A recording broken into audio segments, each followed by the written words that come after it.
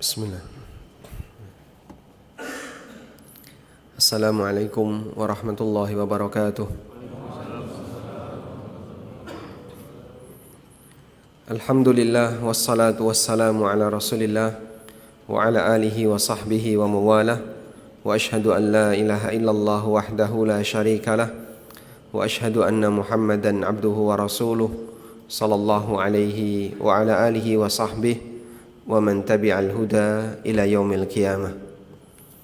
Alhamdulillah, kembali kita lanjutkan kajian di kesempatan pagi ini, melanjutkan pembahasan buku Ada Apa Dengan Riba setelah sekian tahun kita libur. Berapa tahun Pak Aziz kita libur? 4 bulan. 4 bulan, Masya Allah. Dari 2025 sampai 2026. Baik, kalau di tulisan ini kelihatan ya, kita mau bahas macam-macam riba jual beli. Mengulang pada pembahasan sebelumnya, secara umum riba terbagi menjadi dua. Ada riba utang piutang dan yang kedua adalah riba jual beli. Mana yang lebih zalim? Mana yang lebih zalim? Yang lebih zalim yang mana? Riba jual beli atau utang piutang? Riba utang piutang. Unsur zalim itu lebih banyak pada riba utang piutang. Kalau riba jual beli hampir rata-rata saling ridho. Bahkan terkadang ketika orang dilarang untuk melakukan praktek riba jual beli, mereka enggak terima, merasa kerepotan. Banyak sekali penjual emas saat mereka diberitahu bagaimana cara jual beli emas yang benar, harus tunai, kemudian tidak boleh jual beli emas secara online karena tidak bisa tunai. Lalu kalau emas ditukar emas dengan emas wajib sama dan seterusnya, mereka merasa ini sangat merepotkan. Beberapa penjual emas sampai bilang, kok setelah kita belajar agama jadinya makin sulit untuk bertransaksi. Nah, ini menunjukkan bahwasanya dalam masalah riba jual beli banyak di antara mereka yang belum bisa menerima. Mereka bisa menerima untuk riba utang piutang sebagai zalim, tapi kalau riba jual beli mereka masih merasa keberatan. Baik. Sekarang coba kita baca di sini ya. Yang terakhir ini aturan transaksi benda ribawi. Masih ingat ya Pak? Benda ribawi ada berapa? Sebentar, tolong yang ngantuk disuruh angkat tangan. Ini kajian tantangan ngantuk pagi ini ya. Benda ribawi ada berapa? Ada 6. Apa saja? Emas, perak, gandum halus, gandum kasar, syair, kurma, dan garam. Dari 6 ini dibagi menjadi 2 kelompok. Kelompok pertama apa? Emas dan perak. Kenapa dikelompokkan? Karena dia punya ilah yang sama, yaitu sama-sama alat tukar. Maka dikiaskan dengan ini adalah semua alat tukar yang berlaku di masyarakat, baik bentuknya uang, kartal, uang digital maupun yang lainnya. Yang kedua, kelompok kedua apa tadi? Gandum, baik yang kasar maupun yang halus, kurma dan garam. Kenapa dia dikelompokkan jadi satu? Karena punya ilah yang sama. Apa ilahnya? Bahan makanan pokok yang bisa disimpan. Baik, sehingga semua bahan makanan pokok yang bisa disimpan masuk kategori benda ribawi. Aturannya sekarang, yang pertama, jika terjadi pertukaran yang sejenis maka wajib sama kuantitas dan tunai. Contohnya emas dengan emas. Dikatakan oleh Nabi SAW harus mithlan bi mithlin, sawaan bi sawain, yadan bi yadin. Dan seperti ini mungkin masih banyak orang yang belum tahu ya. Sehingga saat kita menyampaikan 100.000, kalau mau ditukar dengan pecahan yang lebih kecil, misalnya 50, 30, 20, syaratnya apa? Wajib sama dan tunai. Nah, kita beritahu kalau salah satu saja menyusul, nyicil, misalnya 100.000 kita serahkan, terus kita menerima 50 dan 20, sisanya 30.000 nanti, ini riba. Riba apa? Ada penundaan, namanya riba nasi'ah. Ya, sebagian orang, masa kayak gitu kok riba? Dia masih keberatan untuk bisa menerima kalau seperti ini riba. Atau mungkin dia merasa, saya baru tahu, oh kayak gini riba. Jadi ada O effect. Efek O, karena dia baru tahu ternyata yang seperti itu masuk kategori riba. Nabi SAW menegaskan, faman zada aw istazada faqad arba al-akhidhu wal mu'ti fihi sawa. Siapa yang menambahkan atau minta tambahan, maka dia berarti telah melakukan praktek riba. Yang mengambil maupun yang menerima sama saja. Sehingga tidak boleh ada kelebihan. Contoh tukar menukar uang lebaran yang di situ ada selisih, itu masuk kategori riba. Tukar menukar uang lebaran itu saling ridho atau tidak, Pak? Saling ridho. Siapa pihak yang didolimi? Mereka merasa nggak ada pihak yang didolimi. Kita saling ridho. Sehingga saya sebagai pemilik uang 100.000 ridho, penjual uangnya juga ridho, sama-sama senang. Tapi itu disebut Nabi SAW sebagai riba. Selanjutnya, jika barter dilakukan antar benda ribawi yang berbeda, namun masih ke satu kelompok, contohnya emas dengan perak, maka syaratnya adalah harus tunai. Harus dilakukan secara tunai. Yang dimaksud tunai adalah serah terima dilakukan di satu majelis akad. Jika tidak tunai, maka jadinya riba nasi'ah.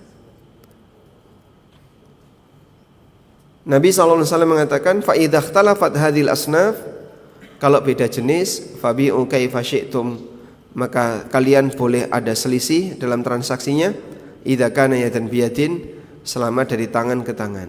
Selanjutnya, di sini kita mau membahas illah benda ribawi. Pertama, kata illah terlebih dahulu. Illah secara makna bahasa artinya penyakit. Disebut sebagai illah dalam hukum, ada illah karena dialah yang menyebabkan hukum itu ada. Saya ulangi ya. Jadi illah ini adalah sesuatu yang melatar belakangi keberadaan sebuah hukum. Kenapa khamar itu haram? Oh, karena dia zat cair. Berarti semua zat cair haram nanti. Salah atau benar? Salah. Zat cairnya itu bukan illah haramnya khamar. Terus kenapa khamar itu haram? Karena mahal. Berarti kalau gratisan halal. Bukan kayak gitu ya. Berarti bukan karena masalah harga. Lalu kenapa khamar itu haram? Karena memabukkan. Maka semua makanan maupun minuman yang jika dikonsumsi memabukkan, statusnya khamar. Baik. Itulah yang disebut dengan illah.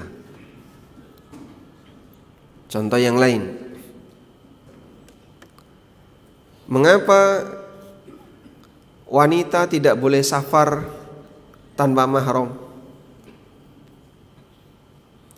Kenapa wanita tidak boleh safar tanpa mahram? Karena lebih aman. Karena enggak aman kalau tanpa mahram. Berarti kalau aman boleh? Hah? Boleh atau tidak? Kalau aman. Baik.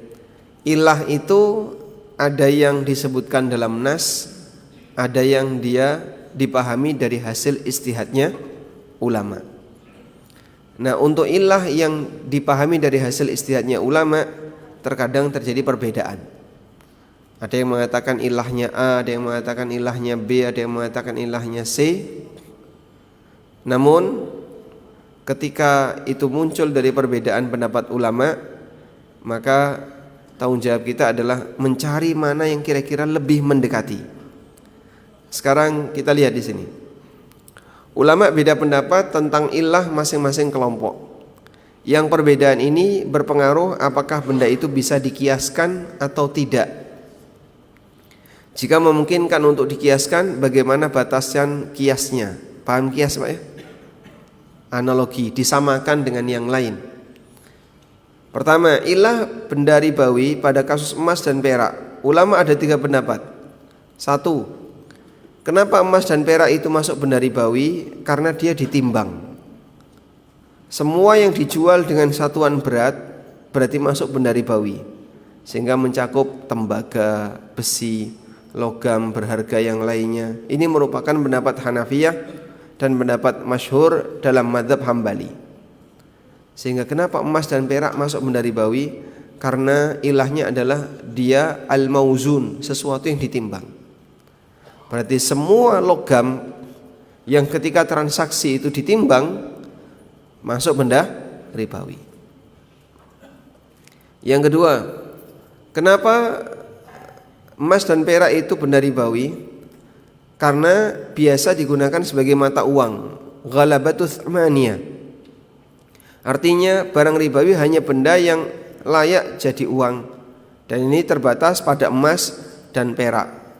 Selain emas dan perak tidak masuk. Ini merupakan pendapat masyhur dalam mazhab Malikiyah dan Syafi'iyah. Yang ketiga, semua yang bisa menjadi mata uang. Ilahnya, kenapa emas dan perak itu benda ribawi? Karena dia adalah mutlaqus tsamaniyah. Artinya semua benda yang menjadi mata uang dan alat tukar di sebuah negara, maka dia benda ribawi.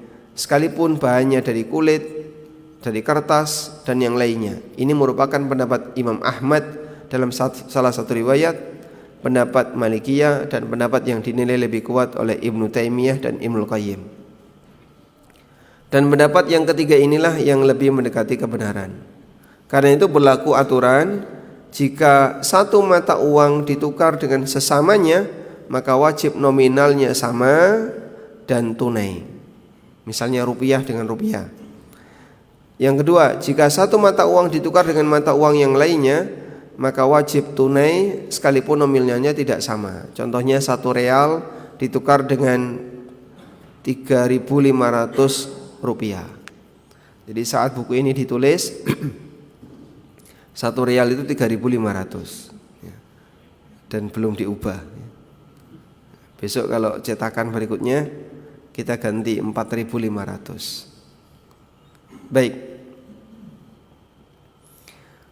Berarti kalau orang misalnya menukarkan 1 rupiah dengan 16.000 dolar, boleh atau tidak? Boleh atau tidak? Boleh. Enggak ada yang mau ya. 1 dolar dengan 16.000 rupiah. Syaratnya apa? Wajib tunai. Yang kedua, ilah barang ribawi berupa gandum, kemudian bur, kurma, dan garam. Ada perbedaan pendapat dalam masalah ilah ini. Pertama, karena benda ini ketika dijual dia ditakar, baik dia dimakan seperti beras atau tidak dimakan seperti bubuk hina. Tahu bubuk hina yang dipakai untuk kutek? Itu kan tidak dimakan, tapi itu dijual dengan cara ditakar. Atau bubuk sabun. Sementara benda yang dijual dengan cara hitungan seperti buah, telur, binatang, dan seterusnya, maka bukan benda ribawi. Ini pendapat Hanafiyah dan Hambali. Yang kedua, ilahnya adalah karena dia di makanan. Karena itu semua makanan adalah benda ribawi, seperti lauk, manisan, daging, dan seterusnya. Ini pendapat Syafi'iyah. Yang ketiga, Ilahnya adalah bahan makanan dan bisa disimpan. Kalau yang kedua tadi pokoknya bahan makanan benda ribawi.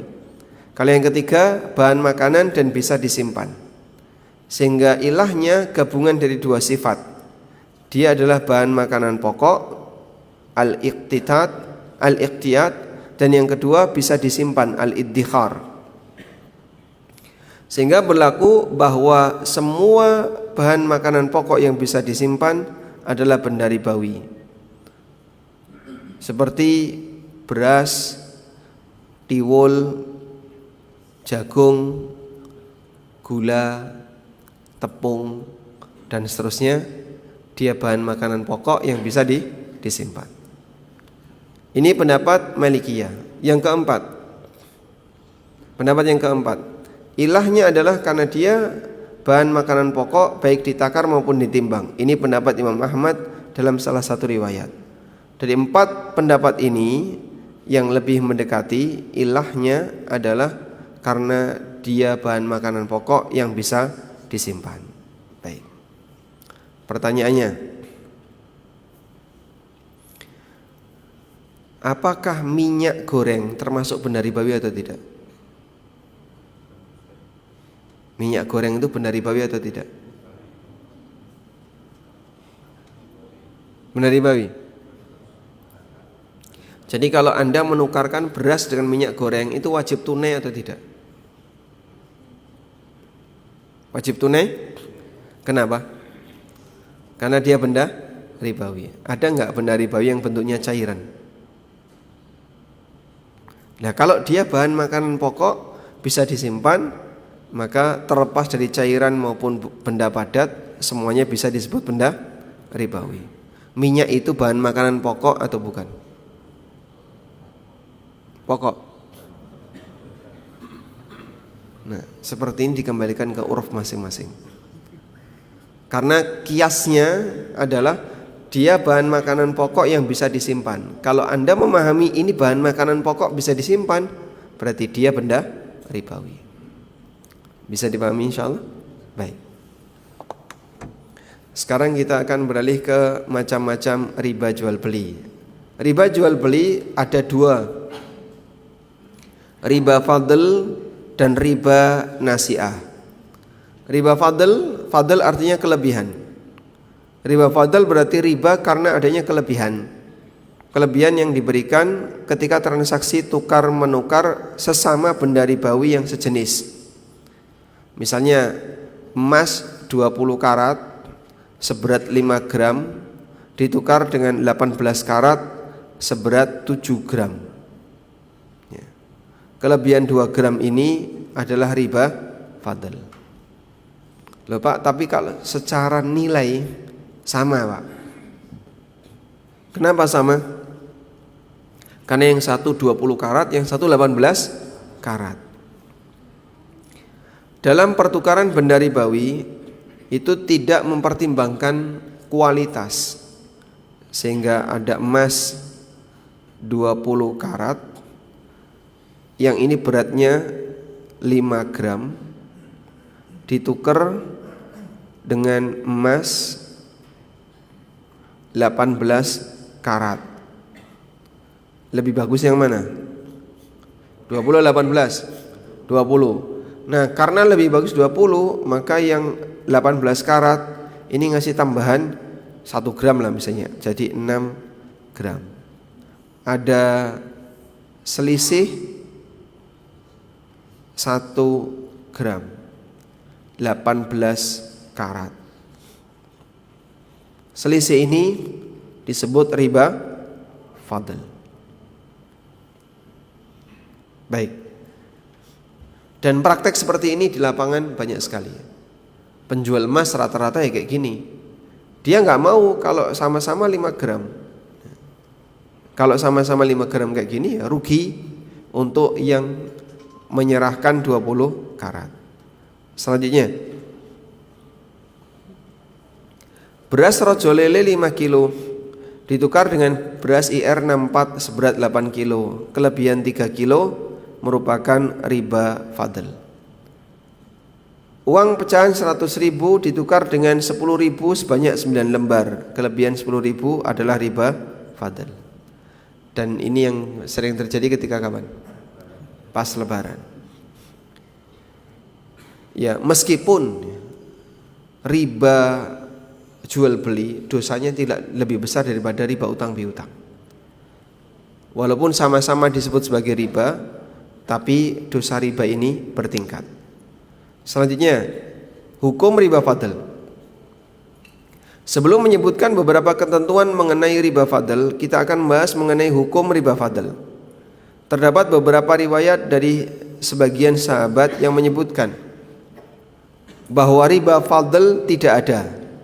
Artinya tukar-menukar benda ribawi yang sejenis seperti korma dengan korma, meskipun ada kelebihan, bukan termasuk riba yang dilarang.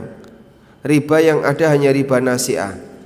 Artinya riba fadl bukan termasuk riba yang dilarang. Ini pendapat yang diriwayatkan dari sejumlah ulama salaf seperti Ibnu Abbas, Al-Barra bin Azib, Zaid bin Arqam, dan Usama bin Zaid radhiyallahu anhum. Sehingga kalau ini pakai pendapat riba fadl itu tidak ada, berarti menukar 100.000 lalu mendapatkan 90.000 ketika musim mendekati lebaran, hukumnya boleh. Kalau pakai pendapat ini ya, karena tidak ada riba fadl. Di antara dalilnya adalah hadis dari Usama bin Zaid radhiyallahu anhu. Nabi SAW pernah bersabda, la riba illa fin nasi'ah. Tidak ada riba kecuali untuk riba nasi'ah. Riba yang disebabkan karena adanya penundaan. Hanya saja pendapat ini adalah pendapat yang lemah dengan beberapa pertimbangan. Pertama, adanya riwayat bahwa Ibnu Abbas telah menarik pendapat ini.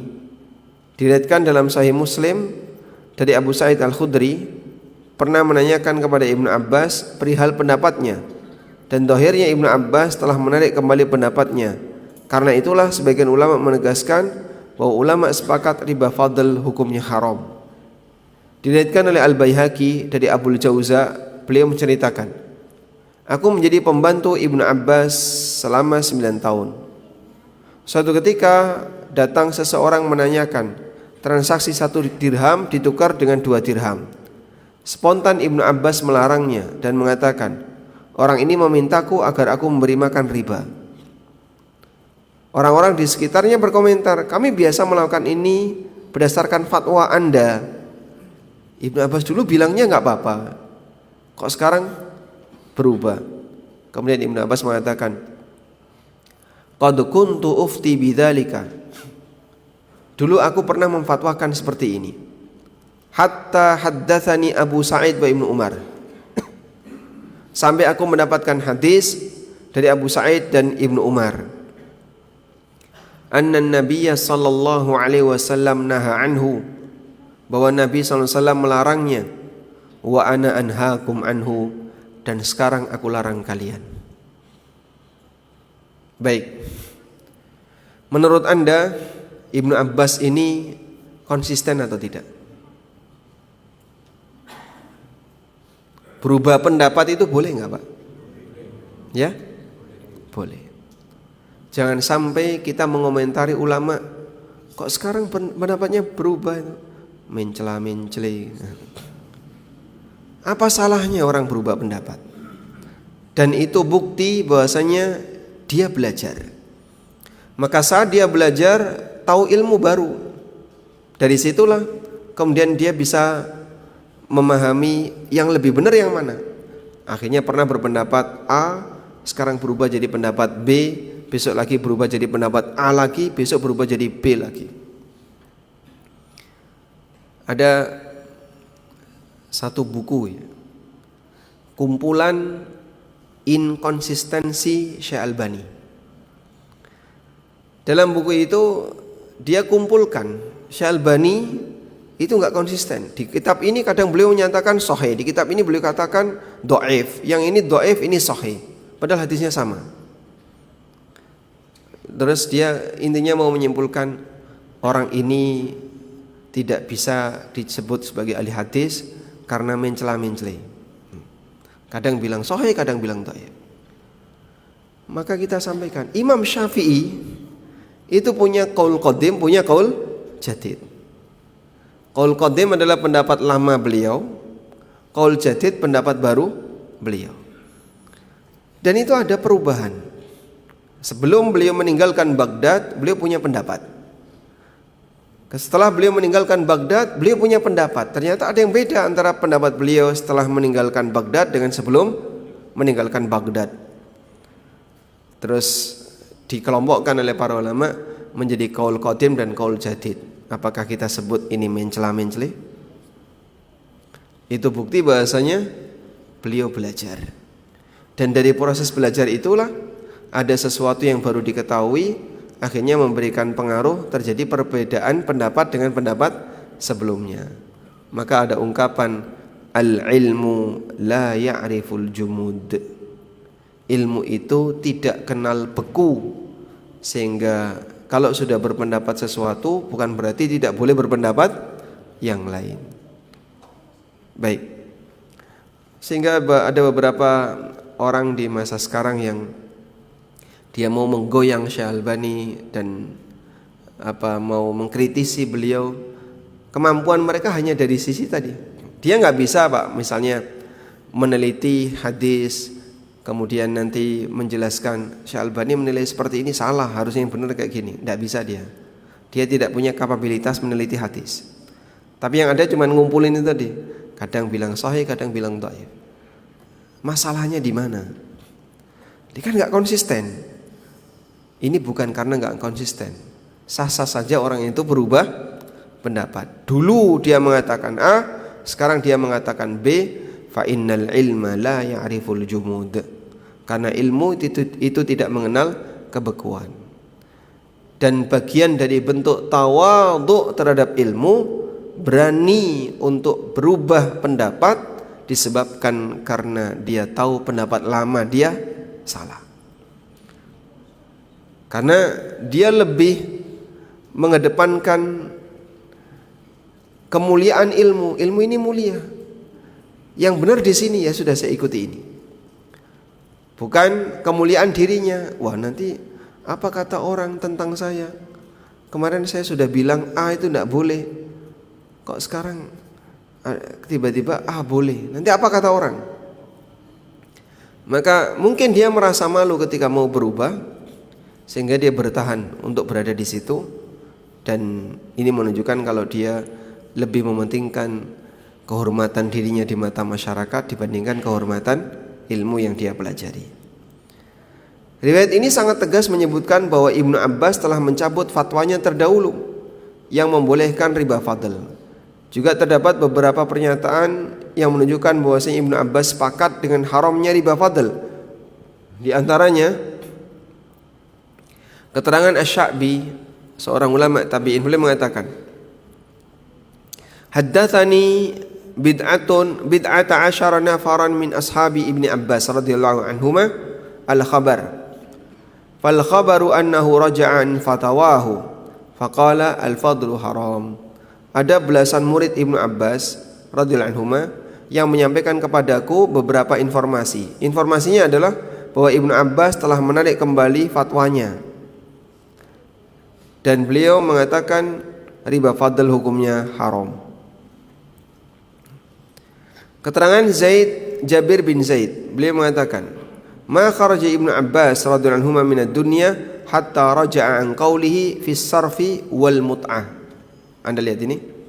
Ketika Ibnu Abbas meninggal dunia, beliau telah menarik kembali pendapatnya tentang bolehnya riba fadl dan bolehnya nikah mut'ah. Karena salah satu di antara fatwa yang bolehkan nikah mut'ah fatwanya Ibnu Abbas.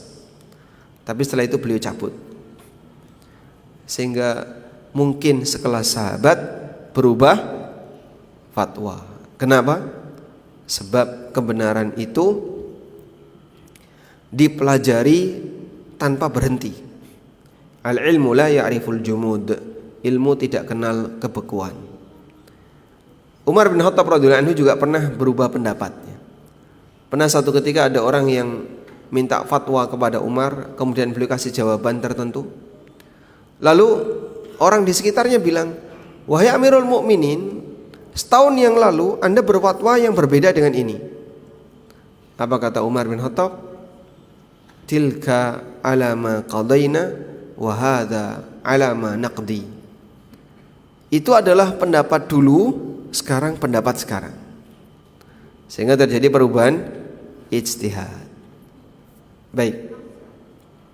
Sekarang yang kedua, makna sabda Nabi SAW, tidak ada riba kecuali nasi'ah, dipahami para ulama bahwa ini berlaku untuk dua transaksi barang ribawi yang berbeda. Misalnya emas dengan perak, beras dengan gandum, di mana boleh ada selisih dan kelebihan. Namun di sana harus dilakukan secara tunai agar tidak terjadi riba nasi'ah. Karena jika tidak tunai statusnya riba nasi'ah. Asy-Syinkiti dalam tafsirnya mengatakan, anna muradan Nabi sallallahu alaihi wasallam bi jawazil fadli wa man in nasi'a fima rawahu anhu Usama wal Barra wa Zaid innama huwa fi jinsaini mukhtalifain.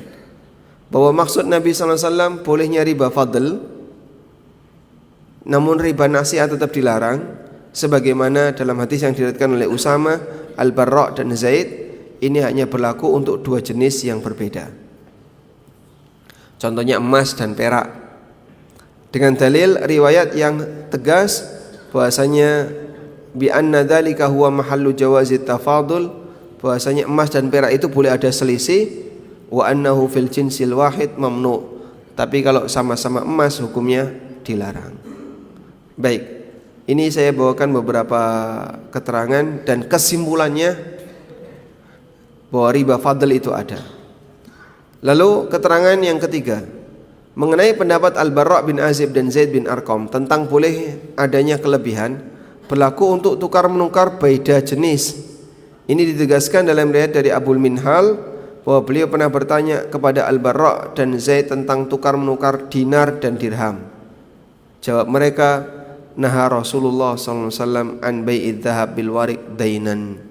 Rasulullah SAW melarang tukar menukar emas dan perak secara tidak tunai, terutang.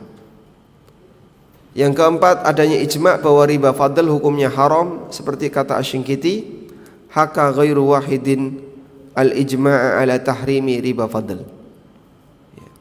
Banyak ulama yang menukil adanya ijma' mengenai haramnya riba fadl.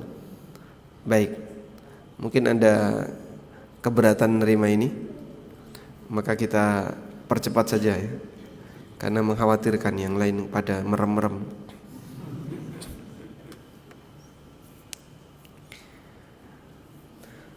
Apa hukumnya terjadi perubahan pendapat ulama? Apa hukumnya terjadi perbedaan pendapat ulama? Boleh. Alasannya apa tadi? Karena ada upgrade ilmu, sehingga dia siap berubah walaupun tidak sesuai dengan pendapat lamanya, sebab dia terus belajar. Makanya kalau ada orang yang tidak mau ada perubahan, wes pokoknya ngene kudu ngene, sak terus ngene. Nah, ini menunjukkan kalau dia itu tidak mau tawadhu di hadapan ilmu. Nah, sekarang kita lanjutkan tentang ketentuan riba fadl. Beberapa ketentuan seputar riba fadl. Riba fadl hanya berlaku untuk transaksi tukar menukar benda ribawi yang sejenis. Yang tidak termasuk benda ribawi tidak termasuk riba fadl, tidak berlaku riba fadl. Saya ulangi ya.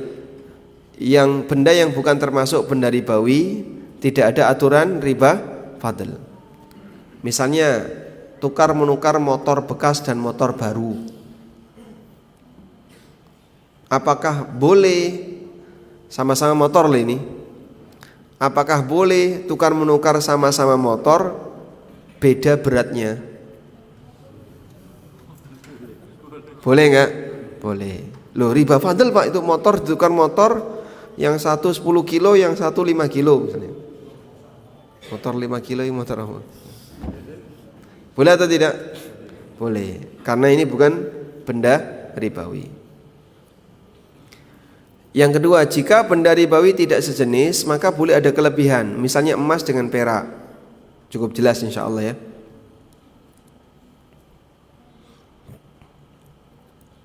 Yang ketiga, perbedaan kualitas dalam tukar menukar benda ribawi tidak diperhitungkan ya. Ini tadi ya. Jadi ini kan terjadi beda kualitas, yang satu 20 karat, yang satu 18 karat. Ini kalau secara nilai, misalnya yang 18 karat ini 6 gram, yang 20 karat itu 5 gram, secara nilai sama. Tapi perbedaan kualitas tadi tidak diperhitungkan, sehingga ini harus tetap 5 gram. Kalau perbedaan kualitas diperhitungkan, berarti secara nilai disamakan. Paham insyaallah? Baik. Kita lanjutkan. Dari Abu Sa'id Al-Khudri radhiyallahu anhu dan Abu Hurairah radhiyallahu anhu bahwa Nabi sallallahu alaihi wasallam pernah menunjuk orang untuk menarik zakat hasil pertanian Khaybar. Ternyata orang ini datang dengan membawa kurma yang sangat bagus. Lalu beliau langsung bertanya, "Aku lutamri Khaybar hakadha." Apakah semua kurma Khaybar seperti ini? Jawab sahabat tadi, "Tidak ya Rasulullah. Tapi kami menukarkan 1 sok kurma bagus dengan 2 sok kurma yang kualitas rendah." Kemudian Nabi SAW melarangnya. Dan beliau mengatakan, "Awwah hadza ainur riba." Wah, ini betul-betul riba. Kurma bagus cuman 1 sok ditukar dengan kurma yang kurang bagus 2 sok. Dilarang oleh Nabi sallallahu alaihi wasallam. Baik. Dan Khaybar ini daerah yang banyak kurmanya, dan Rasulullah SAW setelah berhasil menaklukkan Khaybar, beliau kemudian membuat pengumuman, siapapun yang mati punya utang, aku yang akan melunasi. Itu setelah Rasulullah SAW berhasil menaklukkan Khaybar, karena beliau punya ghanimah yang sangat besar berupa kebun di Khaybar. Dan dulunya dihuni oleh siapa Khaybar ini? Yahudi. Makanya Yahudi punya cita-cita bagaimana caranya untuk merebut kembali tanah leluhurnya Khaybar, sehingga sampai dijadikan sebagai ejekan untuk Yahudi. Khaybar ya Yahud, jaishu Muhammadin saufa ya'ud. Khaybar wahai Yahudi, kalian belum berhasil untuk menaklukkannya. Karena Khaybar sekarang berada di mana? Khaybar di mana? Di wilayah Saudi.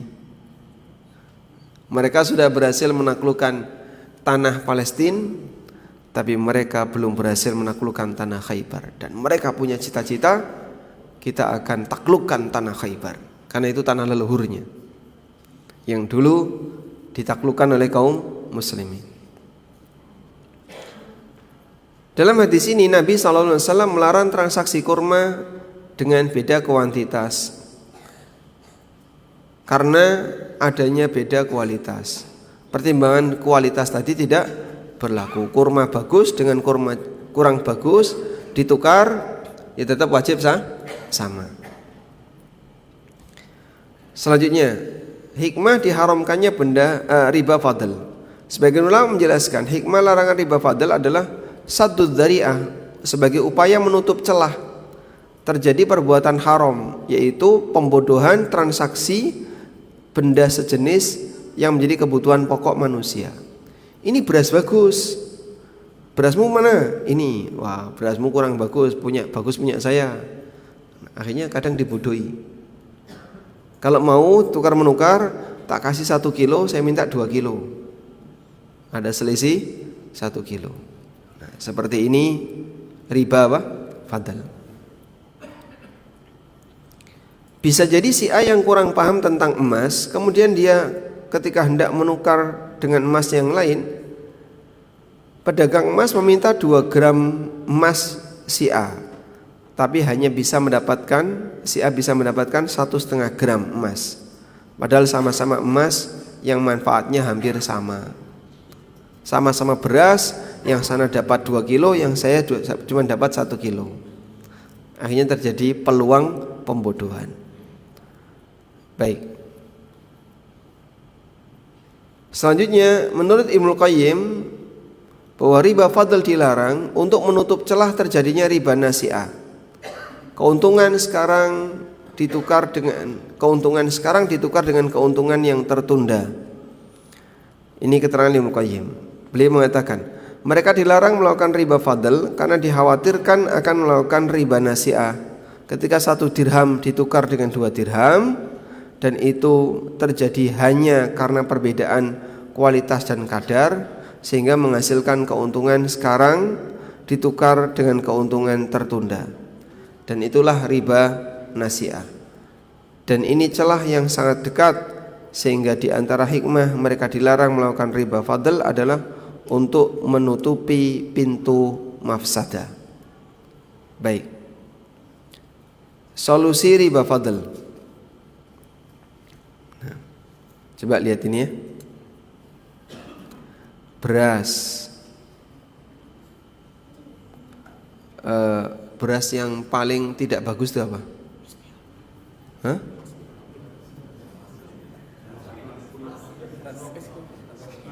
Raskin. Beras kin. Raskin. Beras raskin.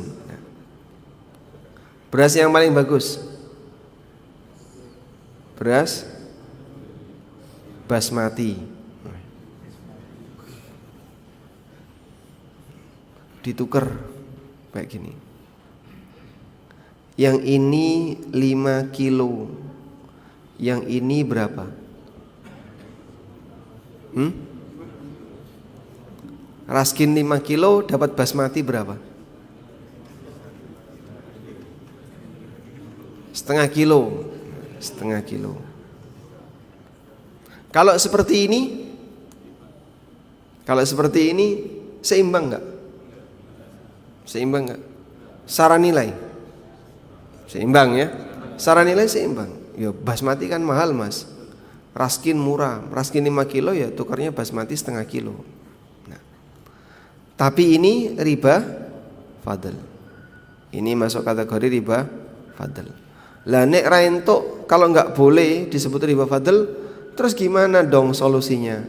Nah, solusinya dikonversi ke benda yang lain. Nah, begini, uang. Raskin dijual dulu, dapat uang, kemudian nanti uangnya dipakai untuk beli beras basmati. Nah, dengan cara seperti ini, maka orang akan terhindar dari praktek benda atau praktek riba fadl. Baik, bisa dipahami insyaallah. Nah, alhamdulillah. Lanjut. Nah, ini contohnya ya. Barang ribawi jenis A, barang ribawi jenis B. Ini ketika dipertukarkan, maka bisa jadi riba transaksinya. Maka dikonversi dulu ke barang ribawi kelompok yang berbeda. Misalnya ini bahan makanan ya diubah ke uang, terus dipakai beli bahan makanan yang baru. Baik, insya Allah cukup jelas ya. Dan solusi ini pernah diberikan oleh Nabi SAW saat kurma dengan kurma tadi ya. Lalu beliau mengatakan bi al-jam'a bid-darahim thumma bta' bid-darahim janiban. Jual kurma jamak yang kurang bagus tadi, kamu kan akan mendapatkan uang dirham. Lalu gunakan dirham tadi untuk membeli kurma yang bagus. Baik. Tukar menukar emas dengan emas. Emas perhiasan 18K. Dibeli tahun 2010. Terus ditukar dengan emas 20K. Mau ditukar dengan emas 20K. Baik. Biasanya ini beratnya sama 5 gram, yang ini juga 5 gram. Biasanya yang terjadi gimana Pak? tombok 200.000 dapat emas 20K dengan berat yang sama. Boleh nggak ini? Hah? Boleh atau tidak? Boleh enggak? Ini riba fadl. Riba fadlnya ada di sini. Lah terus gimana Pak? Kamu jual dulu emas 5 gram ini, kau jual dulu, kan terus dapat uang. Nah uangnya dipakai untuk beli emas berikutnya. Nah di toko emas mereka enggak mau uang kayak gini. Pak kalau mau ditukar dengan yang lain silahkan. Nah ketika ditukar dengan yang lain nanti kan ada selisih tadi. Akhirnya ketika kita sebagai konsumen minta, saya jual emas ini tolong transferkan ke saya, Bapak mau tukar enggak? Iya nanti mau tukar. Ya, ini enggak usah Pak transfer, Bapak langsung aja pilih mana, kemudian nanti beratnya berapa, selisihnya bayar. Nah, kalau kayak gini caranya nanti malah jadi riba fadl. Udah? Makanya tadi kita sampaikan di awal ya, banyak orang yang merasa kerepotan kalau sudah berbicara tentang riba jual beli ini. Masa kayak gini kok riba, kayak gini kok riba, ribet banget. Ribet. Ya itulah aturan agar kita tidak serampangan dalam melakukan transaksi barang-barang yang berstatus sebagai benda ribawi. Nah di sini Bilal mengatakan, saya punya kurma kurang bagus, lalu saya barter 2 sok kurma kurang bagus dengan 1 sok kurma barni. Kurma barni ini yang bagus, agar bisa dimakan oleh Nabi SAW, disuguhkan kepada Rasulullah SAW. Kemudian Rasulullah SAW mengatakan, Awwah ainur riba. Wah ini riba. Ya. Dan ada beberapa kalimat yang diucapkan Nabi SAW saat beliau heran, itu bukan dengan kata-kata dzikir, tapi kalimatnya kayak gini, Awwah. Terkadang beliau mengatakan bah. Dalam riwayat yang lain beliau mengatakan ih. Ya. Jadi kalau ada orang menjumpai satu informasi tertentu, wah, itu sesuai sunnah atau tidak?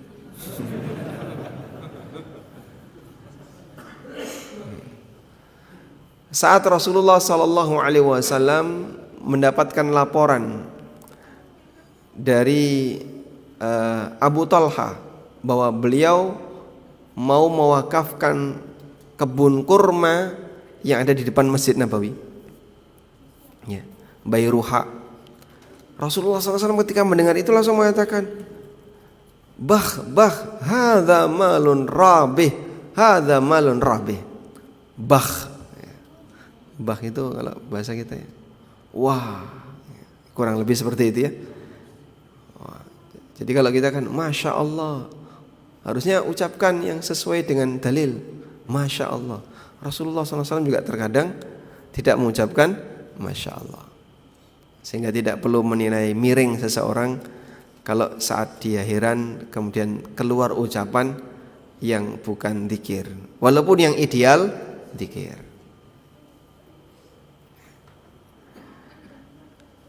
Kalau nggak bisa kayak gitu, nah, itu apa itu? Hah? Boleh aja kan ya? Baik. Sehingga tidak harus la haula wala quwata illa billah.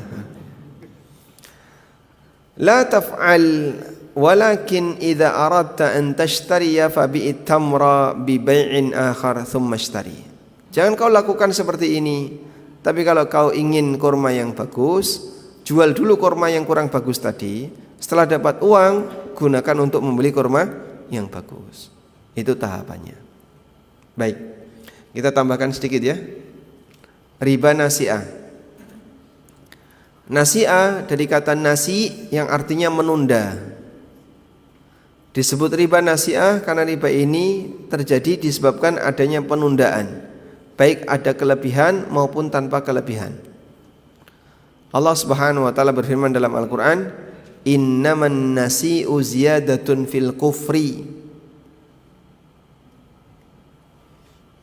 Kita lihat dalam Al-Quran ya, kata nasi. Innaman nasi'u ziyadatun fil kufri. An-nasi itu tambahan kekufuran. Yudallu bihil ladzina kafaru yuhillunahu 'aman wa yuharrimunahu 'ama liwati'u 'iddata ma harramallah fayuhillu ma harramallah. An-nasi itu tambahan kekufuran. Orang-orang kafir disesatkan sehingga mereka menghalalkannya selama setahun dan mengharamkannya selama setahun, agar apa yang Allah haramkan sesuai dengan apa yang mereka inginkan. Fayuhillu ma haramallah, sehingga mereka menghalalkan apa yang Allah haramkan. Maksudnya apa sih Pak ini Pak? Kok ada ayat seperti ini?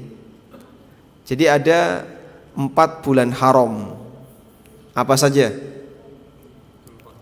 Dzulqa'dah, Dzulhijjah, Muharram. Satunya Rajab.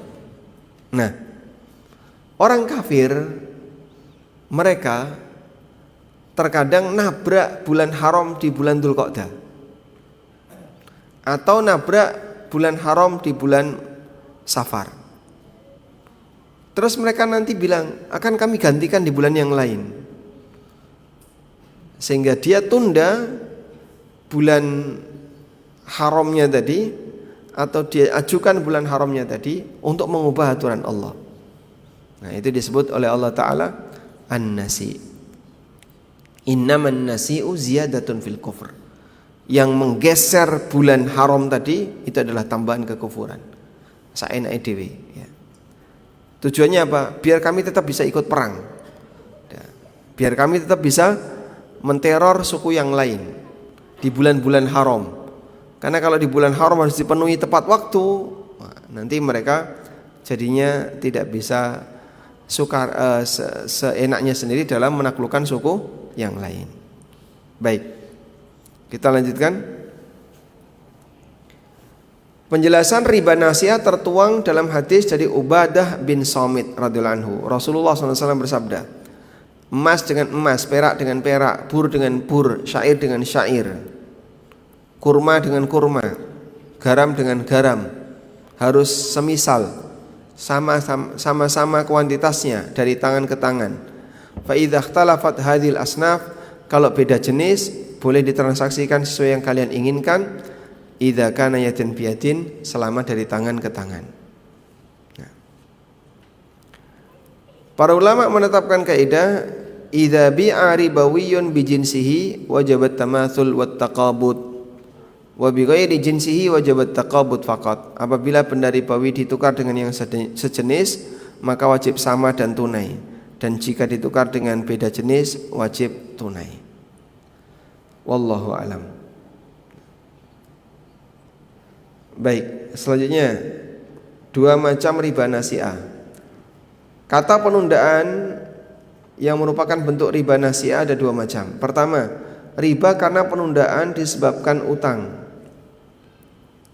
Si A utang 1 juta selama sebulan dan harus mengembalikan 1.200.000 karena uang 1 juta tertunda di tangan si A selama sebulan. Maka kalau definisinya ini berarti sama dengan riba utang, riba dain.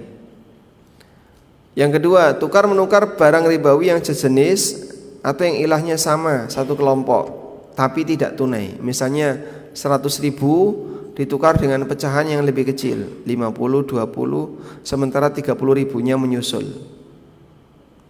Meskipun tidak ada kelebihan, tapi karena ada penundaan, maka masuk riba nasi'ah. Wallahu a'lam.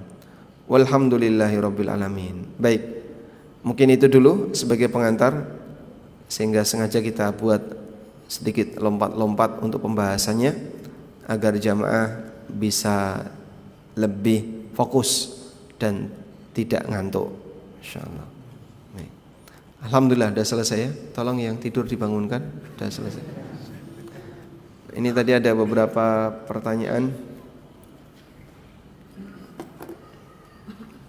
Jika ada yang mau disampaikan mungkin lewat moderator ya.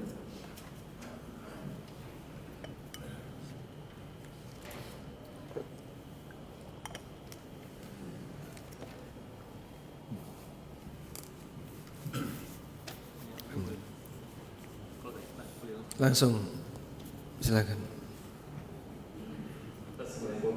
Waalaikumsalam warahmatullahi.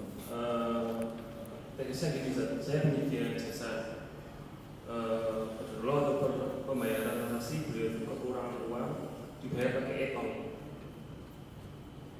Cuman pembayaran e-tol itu dianggap nominalnya berbeda. Saya ingin di satu e-tol ada 1 juta tapi disuruh dianggap 950.000. Nah, apakah transaksi itu termasuk riba? Coba dia Saya penyedia jasa. Penyedia jasa. Ya, terus bayarnya misalnya 4 juta. Uang dia ambil e-tolnya. Ini saya ada 1 juta tapi anggap saja 950.000. Ada 1 juta anggap saja 950. Seperti itu. Jadi untuk mengepaskan kekurangannya sih. Kurangnya 950. Dibayar pakai e-tol. Isinya 1 juta, anggap saja 950. Berarti kudune susuk ya. Nah, harusnya kan susuk, nggih, ada kembalian. Tapi nggak usah dikembalikan. Boleh nggak ngasih bayaran lebih ketika kita bayar? Ya, harganya berapa mas? 800, wes segi 1000 wae, nggak usah susuk. Boleh? Boleh. Insya Allah tidak ada riba di situ. Jadi yang terjadi adalah konsumen membayar lebih tanpa minta kembalian. Boleh atau tidak? Boleh.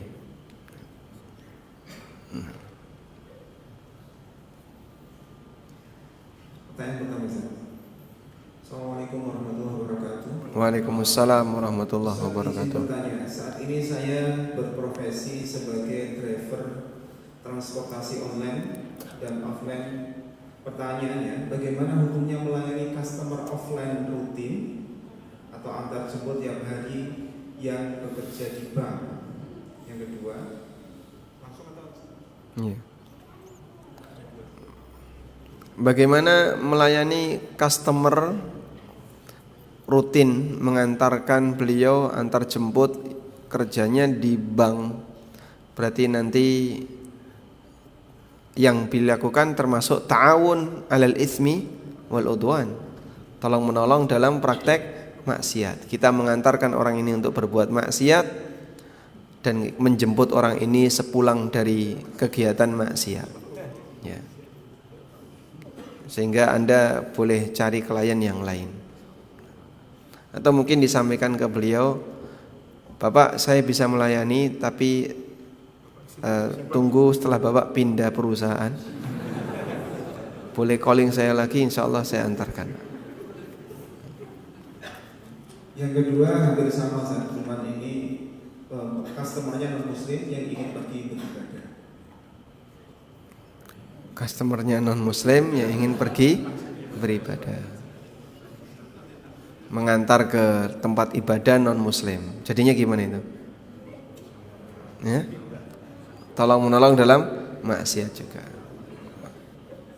Alhamdulillah kalau Anda hidup di negara yang mayoritas muslim dan daerah yang mayoritas muslim, sehingga mungkin kasus seperti ini tidak banyak ya. Teman-teman yang hidup di daerah mayoritas non muslim, itu kalau sudah masuk weekend atau momentum ibadah non muslim, ya mereka terpaksa harus mematikan aplikasi. Karena kalau enggak terlalu sering reject, tolak itu berbahaya bagi reputasi dia di aplikasi tersebut. Wallahu a'lam. Yang ketiga ini juga mirip, jika kontraktor mengerjakan renovasi perbaikan gedung perbankan.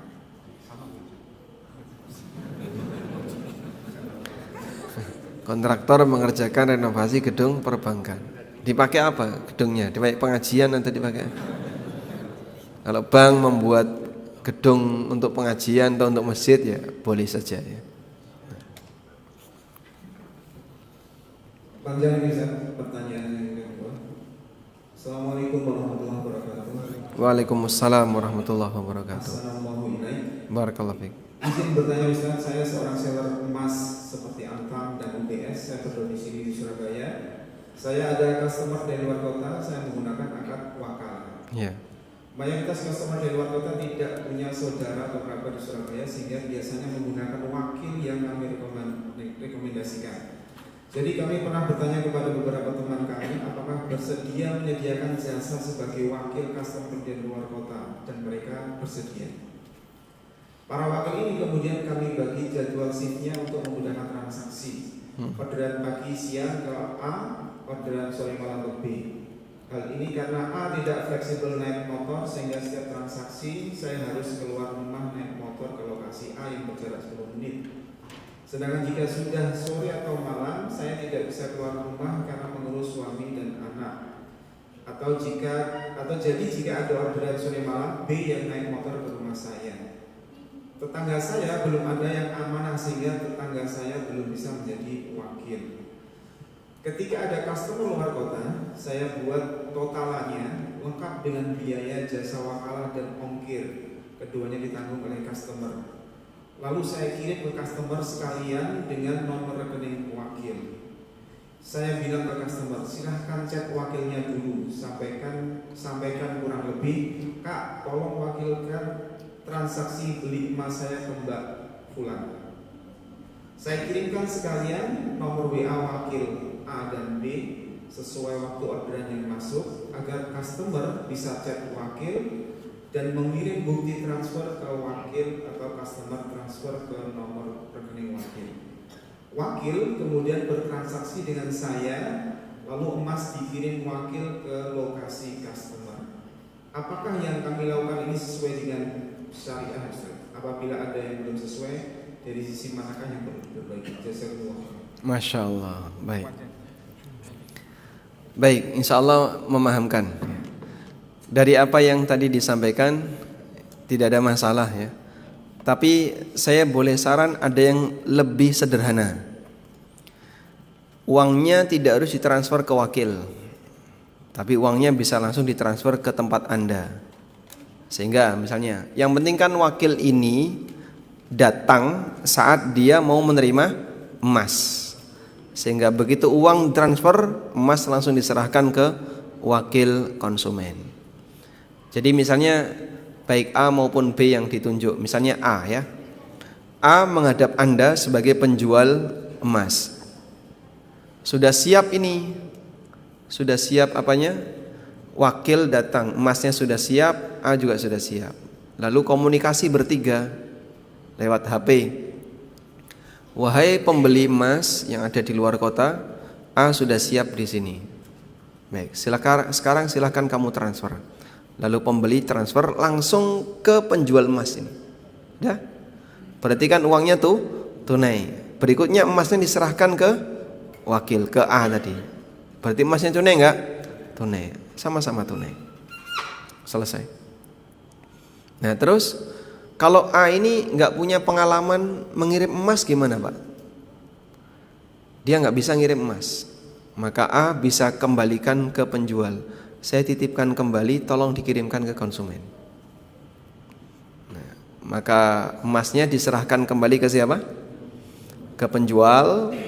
Lalu nanti penjual yang mengirimkan ke konsumen. Boleh seperti ini? Boleh. Sehingga A tidak megang emas dan tidak megang uang. Dari sini mungkin sebagai solusi, kalau ada tetangga Anda yang barangkali Anda nilai kurang amanah, nanti kalau ditransferi uang malah hilang orangnya. Nah, tetangga ini bisa juga sebagai wakil konsumen tanpa megang uang. Dia datang menghadap Anda untuk mengambil emas. Setelah siap, langsung komunikasi dengan konsumen bahwa saya sudah siap di sini. Sekarang transferlah ke penjual emas. Emasnya diserahkan ke tetangga Anda, lalu tetangga Anda menyerahkan kembali ke Anda untuk dikirimkan. Sehingga tidak harus orang jauh sampai perjalanan 10 kilo. Tadi berapa? Oh 10 menit. 10 menit 10 kilo ya. Wallahu a'lam. Selanjutnya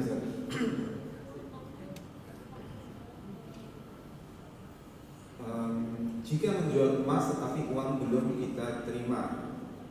Saat menjual emas di toko emas dihargai 100.000. Saat dihargai 100.000 oleh toko emas, tetapi uang belum diberikan. Lalu saya beli emas di situ dengan harga 110.000. Setelah deal saya menambah 10.000. Apakah ini riba fadl? Nah, itu uangnya kan tidak diserahkan. Solusinya gimana sih, Pak? Ada nggak sesuatu yang bisa menggantikan uang? Misalnya cek itu kan bisa ya. Atau kwitansi tertentu yang hanya berlaku di toko itu. Ini saya tulis ya, 100.000, ada stempelnya, tanda tangan resmi. Sekarang kwitansi ini kamu bawa.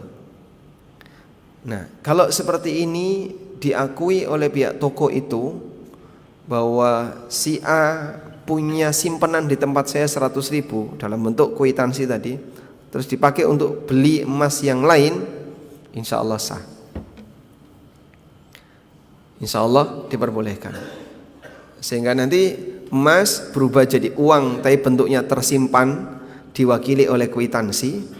Terus kwitansi tadi dipakai untuk membeli emas yang lain, tinggal kekurangannya ditambahi. Wallahu alam. Itu mungkin sebagai solusi barangkali para toko emas yang terlibat dalam model kayak gini. Orang menjual emas terus mau ditukar dengan emas yang baru. Saat dia jual, konversi dulu ke uang, tidak harus Anda keluarkan uang tunai.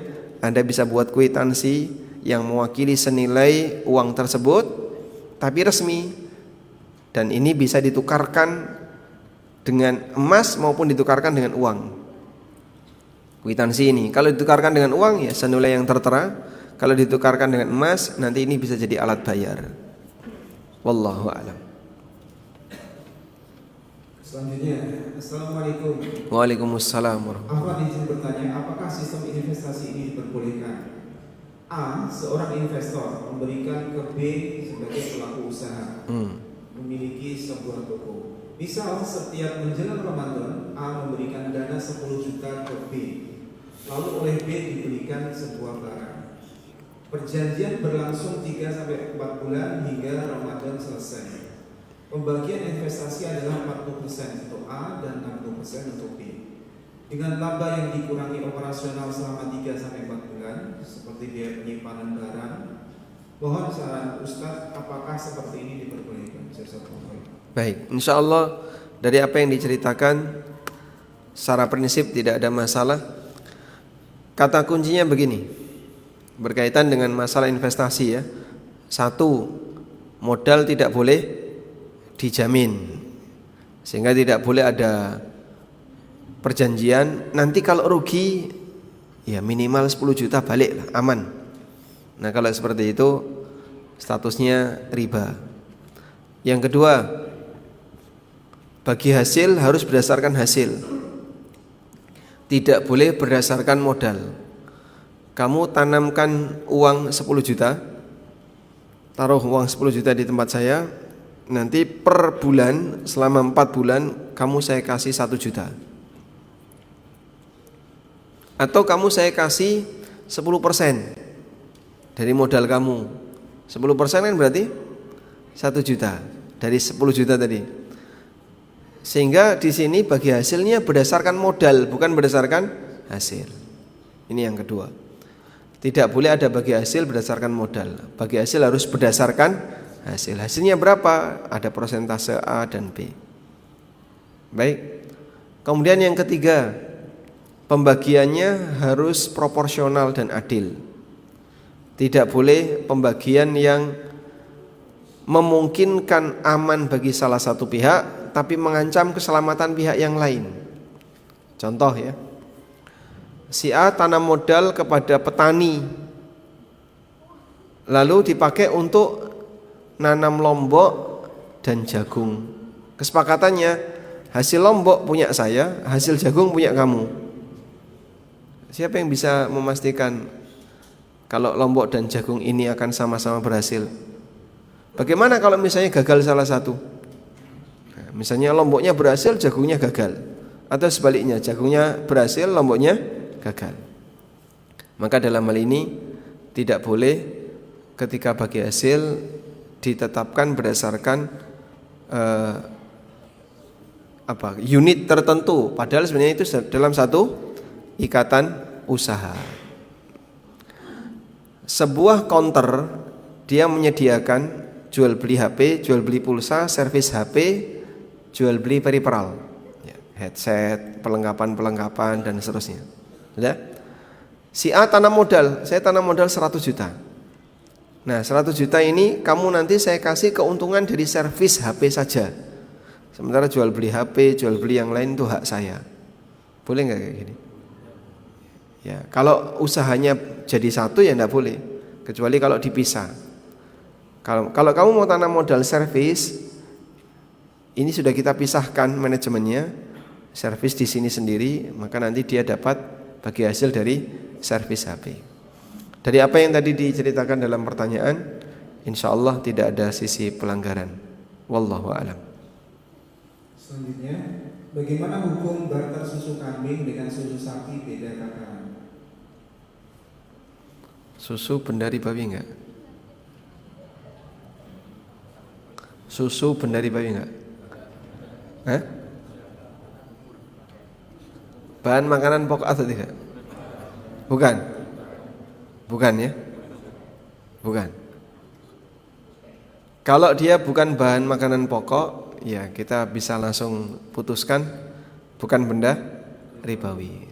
Sehingga kalau ada model tadi ya, yang sapi 2 liter, yang kambing 1 liter, ya hukumnya boleh karena susu bukan benda ribawi. Baik, alhamdulillah pertanyaan sudah habis. Dari jamaah ada yang mau disampaikan? Nah, tafadhal. Waalaikumsalam warahmatullahi wabarakatuh.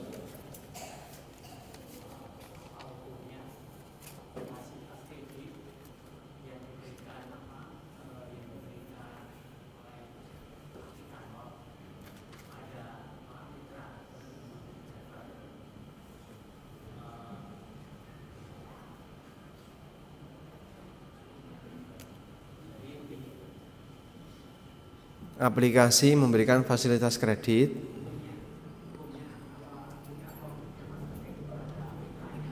ya. Fasilitas kredit nanti ada tambahan enggak kalau bayar? Kayak pay letter begitu? Jadi Harganya beda.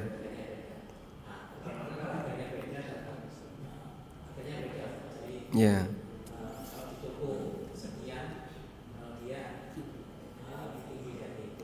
Baik.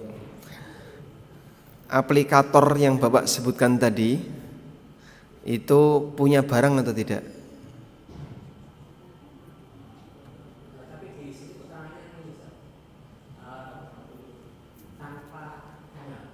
Tanpa bunga. Harga beda tanpa bunga. Baik. Kalau tunai misalnya 1 juta, kalau pakai aplikasi kredit ini 1,2 tanpa bunga. Lebih murah atau lebih mahal? Aplikasi kredit lebih mahal atau lebih murah?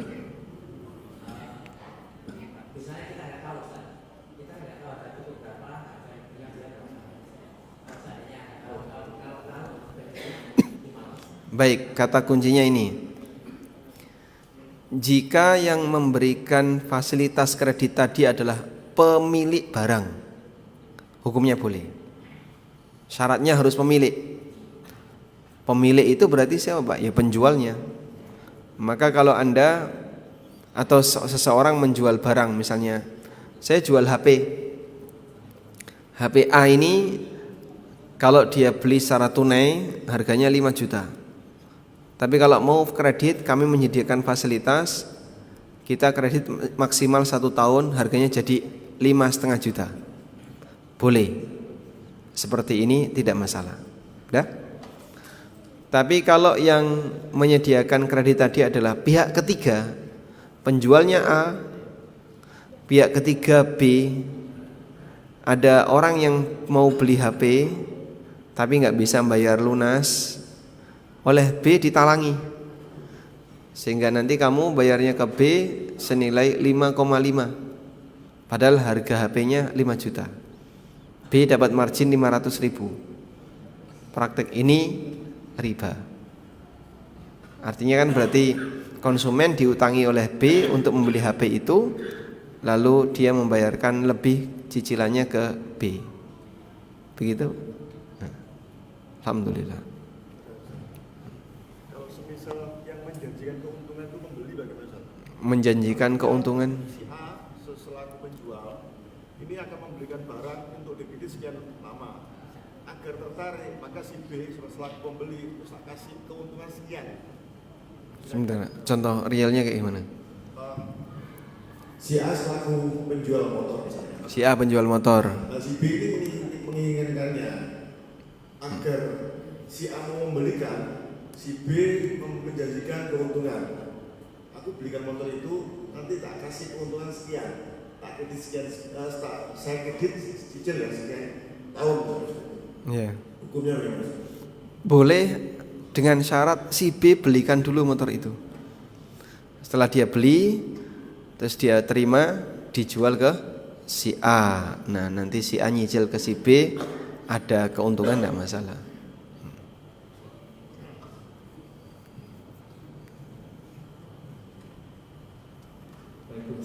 Waalaikumsalam warahmatullahi wabarakatuh. ketika margin memberikan perbedaan menggunakan QRIS atau apa itu ada beberapa margin itu berbeda, itu punya gimana ya? Biasanya ada beberapa toko itu kalau pakai QRIS ada tambahan berapa persen? Itu gimana ya? Kalau pakai QRIS ada tambahan sekian persen. Biasanya beberapa margin. Yang kita tahu kalau menggunakan QRIS itu nanti saat withdraw, penarikan, pemilik QRIS ini dipotong sama bank ya, kena biaya sekian persen. Berapa? 0,3%. Nah, sehingga misalnya saya penjual, saya pasang QRIS di sini, dan saya menerima bayaran dari QRIS, bayaran dari konsumen melalui QRIS. Nanti saat saya tarik dana saya di bank, saya kena potongan sekian. Boleh enggak saya tetapkan potongan ini ditanggung konsumen? Boleh. Ya, saya tidak mau harganya, misalnya saya jual dengan 10.000, ya saya harus terima 10.000. Cuman karena kena potongan anggaplah 2%, berarti kan 2.000 hilang. Nah, saya enggak mau 2.000 saya hilang. Maka saya minta ke konsumen, kamu bayar 12.000. Loh, harganya 10.000 kok, karena Bapak pakai QRIS. Potongan itu kita bebankan ke konsumen misalnya, hukumnya boleh. Baik. Cukup? Walhamdulillah. Gimana? Oh, hampir sama ya, sudah. Ini ketentuan yang dikenakan pada suatu pemamakan. Heeh. Ketentuan ini dibuat oleh pemerintah setempat. Pajak. Itu ada tambahan 10%. Ya. Kalau ada warung makan yang di situ ada pengumuman pernyataan pajak 10% pajak daerah ya. Kemudian di struk juga tertera PPN 10% dari nilai yang dia bayarkan ketika makan. Pemilik warung ini wajib menyerahkan semuanya. Dia tidak boleh melakukan manipulasi sepeser pun. Karena dia cuma dititipi oleh konsumen untuk menyerahkan 10% ini ke negara. Sehingga kalau sudah ada seperti itu, kok pemilik warung masih laporan pajaknya nggak beres, ada bagian yang tidak dilaporkan, berarti kan dia mengambil hak orang lain tadi, para konsumen yang sudah titip 10%. Nah, sehingga dalam hal ini warung boleh saja menetapkan pajak itu ditanggung konsumen, tapi nanti warung wajib menyerahkan seluruh pajak itu kepada pemerintah. Ini ada kasus di Bandung, Mbak. Warungnya sangat laris dan diterapkan 10% tadi, karena ada peraturan banner pemerintah daerah di situ bahwa ketika Anda makan di sini maka Anda sama dengan mendukung kegiatan pemerintah daerah dan pajak Anda sekian persen.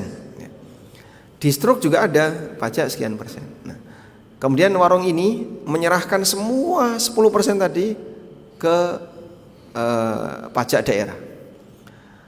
Tapi karena ini merasa besar sekali oleh petugas pajak daerah tadi, dikembalikan ke warung sebagian. Dikembalikan sebagian dan nilainya cukup besar, ratusan juta itu yang dikembalikan. Terus mereka tanya, uang ini hak kami sebagai pemilik warung atau apa? Jawabannya, itu milik negara. Walaupun secara prosedur negara itu ditolak karena Anda sudah bayar banyak, namun ini tidak boleh dimiliki pribadi. Sebab itu kan konsumen titip. Saat dia bayar misalnya 100.000, yang 10.000 saya titip ya, serahkan ke negara. Nah, maka nanti nilai ratusan juta tadi dialokasikan untuk fasum atau fasos yang intinya kembali ke negara. Wallahu a'lam. Wassallallahu ala nabiyyina Muhammadin wa ala alihi wa sahbihi wasallam. Ini ada buku hadiah. Kajian ini di Gayung Sari nanti jam 8:30. Jam berapa? Setengah 10. Ada yang mau ikut enggak? Yang belum punya kitab? Belum punya. Ya, kasih. Ada lagi? Tapi ikut ya. Bapak ikut. Selesai ya. Oh, beliau juga belum punya. Bapak buku ini? Nah, boleh.